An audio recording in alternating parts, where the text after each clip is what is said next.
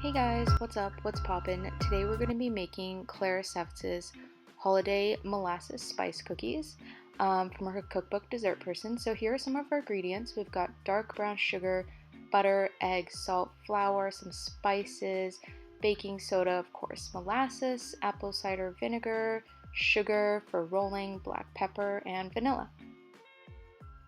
So first we're going to mix together our dry ingredients, which will be 3 3/4 cup of all-purpose flour, and then mixing in our baking soda, ground ginger, and then ground black pepper. Lastly, we'll be mixing in our fall spices, so that's allspice and cloves. I actually didn't have these spices on hand, but I did have pumpkin pie spice, which includes most of those, so I just went ahead and used that, and we also threw in some salt. So go ahead and mix all our dry ingredients together, and then we'll move on to the wet ingredients. So we're first going to cream together our butter and sugar. So that's 1.5 cups of dark brown sugar and 1.5 sticks of unsalted butter. So I'm using a stand mixer for this. You can use a hand mixer or just by hand if you dare, but I think the hand mixer is definitely easier. So basically just cream that all together until you get sort of a lighter color. And then we're gonna go ahead and add 2 eggs, just sort of one by one. And then mixing up the batter after each egg is added. So just go ahead and do that. And adding in our second egg here. So actually this dough is actually about to get really thick. So if you do have a stand mixer, I would definitely recommend using that. So onto our main ingredient, which is the molasses. So adding in 1/2 cup of molasses, that's going to really kick in the flavor with these cookies. So adding that in, and at this point your batter should be getting pretty sticky. And then lastly we'll be adding our apple cider vinegar as well as our vanilla extract. So mixing that all together. And once that's basically all incorporated, we're going to throw in our dry ingredients that we just mixed up, which was our flour and spice blend. So just using our stand mixer to incorporate that just until all the flour is mixed in with those wet ingredients. You don't want to sort of over mix it here and end up with a tough cookie. So once that's all mixed together, this dough is really thick and really quite difficult to work with, honestly, very sticky. So what we're going to do is actually take our dough and split it into 2 sort of rectangles to allow it to cool in the refrigerator. And this is basically for the dough to harden up and make it easier to shape, and also for those flavors to really soak in.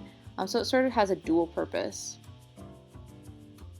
So I've basically just taken half my batter from the stand mixer and then put it onto this piece of saran wrap. And I'm just sort of shaping it into a rough rectangle. Literally no need to be perfect here. You're literally just going to put it in the fridge. So no need to make it into a perfect shape, but basically spreading that out. And then I just added another layer of saran wrap because I just didn't want it to get dried out in the fridge. So what you're going to do is basically just make 2 of those halves. So this is my second one here. And then I just threw those in the fridge for about an hour. I believe you can refrigerate it up to 2 days, which probably is ideal, but I just only had an hour, so I threw it in for an hour. After an hour, I took it out, and it's time to shape them. So to coat your cookies, you can either use demerara sugar, which is what Claire uses.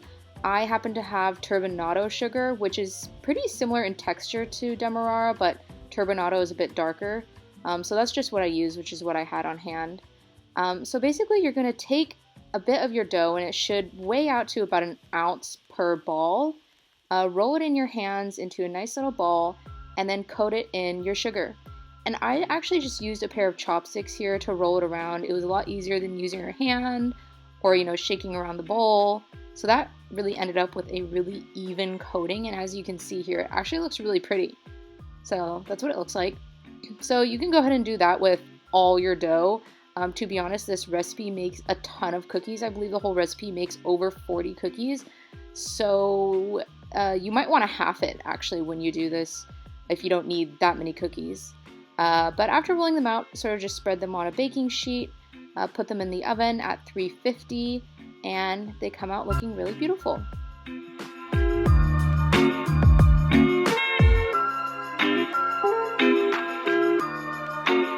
Alright, it is time to test out the molasses cookies. I have to say they smell absolutely amazing, absolutely delicious. They smell like molasses basically.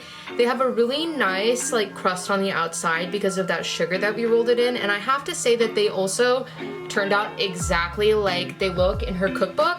So I'm not disappointed in that at all. They were really, really easy to make. So let's see how they taste.